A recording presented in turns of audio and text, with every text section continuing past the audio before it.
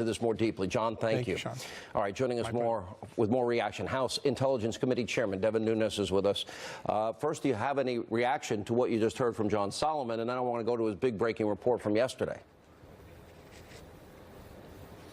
Yeah, it doesn't surprise me, Sean. I mean, we have actively been looking into the Clinton Foundation, Uranium One. If you may remember that we assigned a task force leader, Peter King from New York, to look into this. So we have seen some troubling information on this, and you know, I can't verify John's reporting. He always does a good job. He has great sources, and I'm sure there's much more to be learned on it. Let me go back to his breaking news yesterday. What we discovered, apparently, and I don't know how this was not known when we go back 2 years now, pretty much investigating this whole issue, the Clinton bought and paid for phony dossier, et cetera.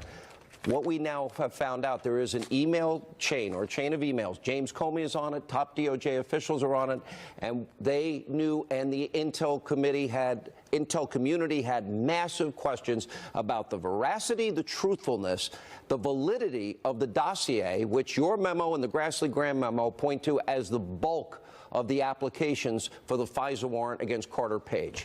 When did you first find out about this email chain? Well, I don't know that the email chain in John's reporting is the same stuff that we're looking at, although it sounds very similar.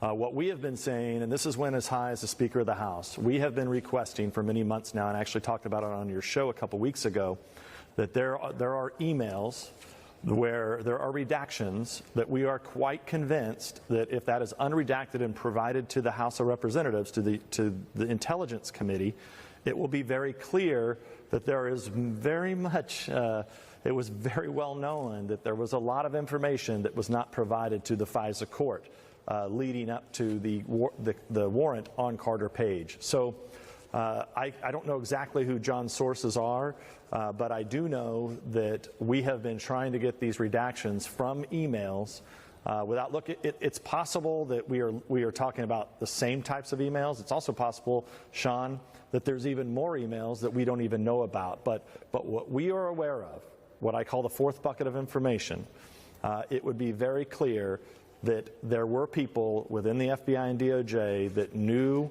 well and good before they went to the FISA court that Christopher Steele and others were up to some really bad and nefarious activity. You're saying that these emails would be the fourth bucket, the 302s would be a second bucket, the FISA application themselves, especially the last one, pages 10 through 12, 17 to 34, then the Gang of Eight information, those would be the four buckets. What John is saying here... That's correct. And those first three, remember, Sean, in those first three, the president has actually called to have declassified. But he's holding it back, he now recently said. Is this fourth bucket. Okay, so what I want to ask you is, if they knew, and if the Intelligence Committee knew that they were questionable, that the whole dossier was questionable, and it was the bulk of the FISA applications, and they used it anyway. We know that they omitted that Hillary bought and paid for it with a footnote that said it might have a political taint to it, but they didn't say it was the opposition party candidate. Is it possible that they knew it was not true, that they gave it to the FISA court anyway, that they didn't do their due diligence, verify and corroborate it, and that they totally and completely committed fraud on the FISA court, not once but four separate times, meaning anybody that signed off on it was signing off on an application to spy on an American with evidence that they, at best, thought could very likely not be true? Yeah, so remember what we've been looking at criminally has been abuse of power, whether or not there was a conspiracy to abuse power. You know about that. You've talked about that for a long time. What this gets into is this would be the first clear evidence that we have on another major crime, which would be called lying to a federal judge, which is a crime and a major crime. So that is really at the heart of this. But the people we're talking about would be Comey. It is the evidence that we have. This would be Comey signing off on it. Rod Rosenstein signing off on the last one. That would be Sally Yates signing off on it, right? Well, they're the ones that signed off on it, but they're not necessarily the ones who would have provided and doctored the information. So really the people that are culpable here are the ones who were in these discussions that knew about the information that was not provided to the court. Even though Adam Schiff, who I have a lot of issues with, will be the chairman of the committee come January, will you still have the authority and the ability to get this information to the American people?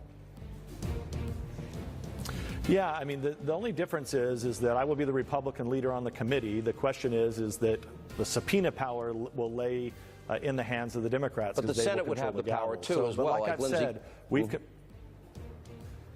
that's true, but we have also, for many months here, Sean, been willing to, we've said that, look, our investigation's over with. The White House is going to be able to declassify a lot of this information to help us out to get to the bottom of this. All right. Congressman Nunes, you've done great work. So has John Solomon.